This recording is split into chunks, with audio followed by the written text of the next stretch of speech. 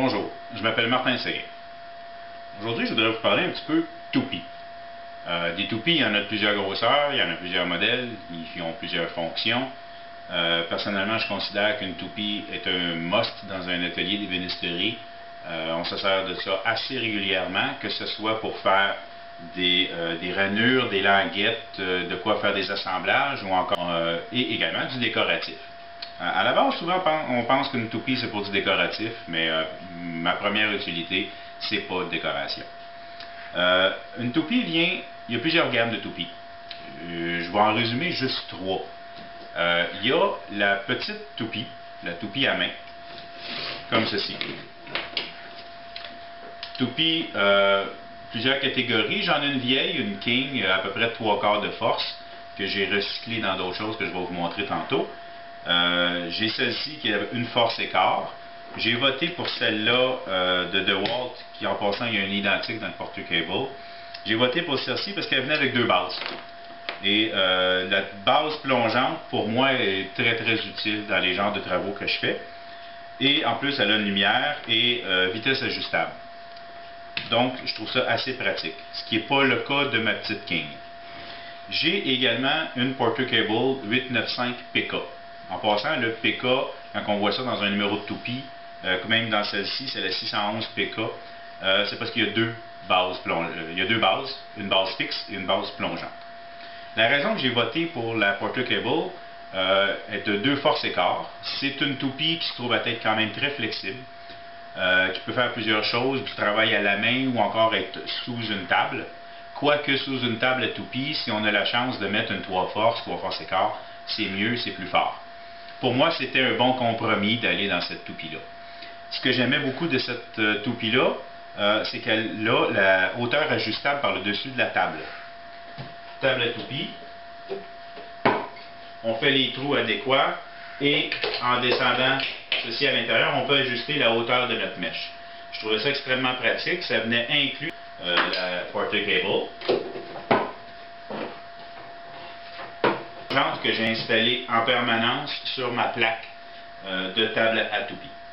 Donc j'enlève le moteur et je peux partir et venir l'installer dans sa base plongeante.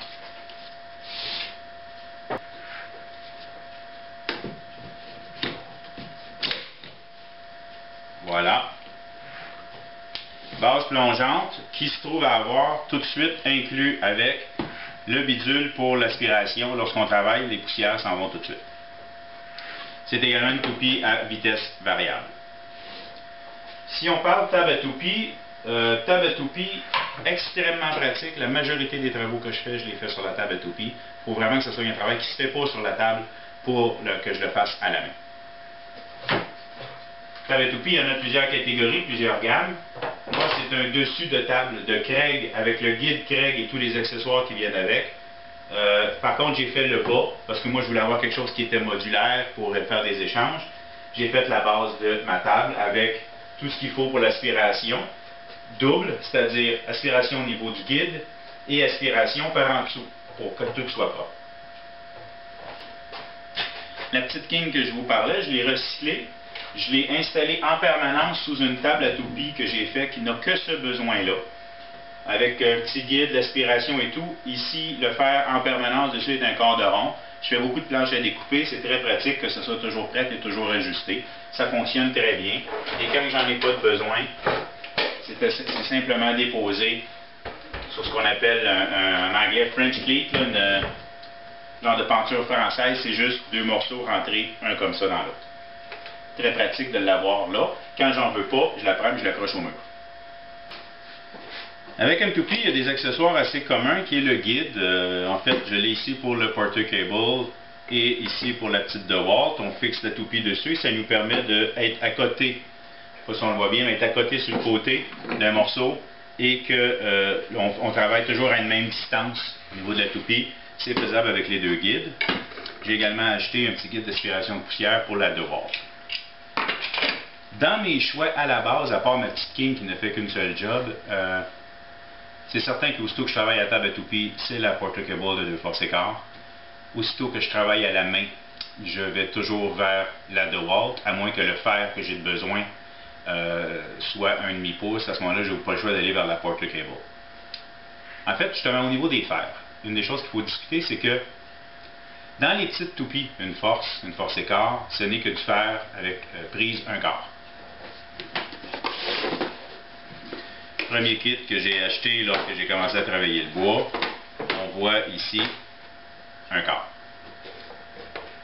Ça me donne certains choix, mais quand on arrive dans la plus grosse job, on est mieux avec des mèches 1/2, beaucoup plus solides, beaucoup plus stables. Ce qui fait que j'utilise toujours la Porter quand il s'agit de faire de la grosse ouvrage, même que ce soit à la main ou à la table.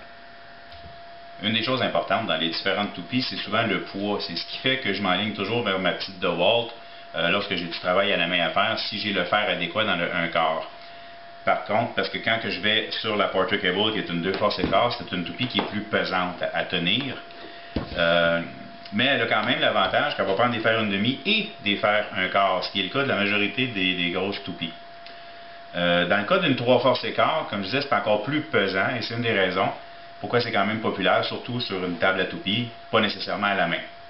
C'est peut-être une question de gabarit parce que j'en connais qui utilisent des 3 forces écart tout le temps. Donc le poids et la capacité de changer de fer est un impact également dans mes choix. Pour les fers à toupie, lorsque j'ai débuté, j'ai surtout acheté des fers 1/4. Par après, en allant vers le 1/2, je me dis bon, mais ça ne me sert à rien ces fers-là, je trouvais ça plate. Mais en fin de compte, aussitôt que je me suis racheté ma petite toupie, une force écart, ces fers-là sont redevenus utiles. Donc il y a le kit que je vous parlais ici. Et à l'époque, j'avais également acheté un kit qui m'est fort pratique, qui contient une certaine variété de fers. Quand j'ai un certain job à faire, ben, je suis capable souvent de trouver ce que j'ai besoin dans ça. Aujourd'hui, j'investis plus dans des fers de 1/4, sauf si j'aurais à les remplacer par contre. J'ai également dans le 1/2, j'ai acheté un kit que je trouve fort pratique, qui inclut une bonne trentaine de fers, de plusieurs variétés, qui me donne un certain choix. Lorsque j'ai des travaux à faire, ça me donne un choix. Par contre, c'est assez général et il m'en manque. Par après, ben, là à ce moment-là, on tombe dans acheter des fers à l'unité selon nos besoins. J'ai déjà montré comment faire des portes de style shaker. C'est des fers Freud que j'ai achetés qui me permettent de faire les portes de ce style-là. J'ai également acheté des fers à tiroir ou encore pour faire certaines moulures. En fait, j'en profite pour vous montrer, ces petits blocs-là sont des blocs que j'ai creusés avec un trou d'1,5 pouce, que je mets dans un tiroir. J'ai un certain choix dans mon tiroir, ça me permet de serrer les fers qui n'ont pas de boîtier. J'ai acheté des fers ici pour des portes vitrées ou encore, j'ai un kit à porte vitrée, celui-ci c'est le kit pour faire du lambris.